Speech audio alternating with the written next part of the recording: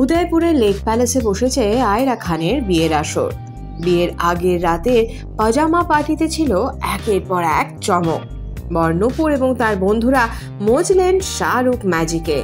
চেন্নাই এক্সপ্রেসের সুপারহিট গান লুঙ্গি ডান্সে dance floor মাতালেন। পরনেও ছিল সেই চেক লুঙ্গি।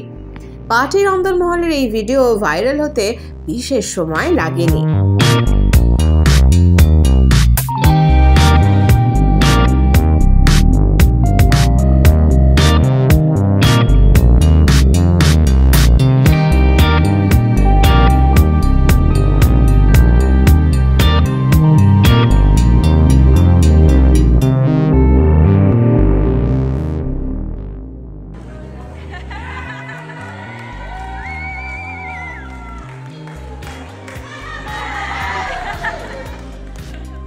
এই সময় ডিজিটাল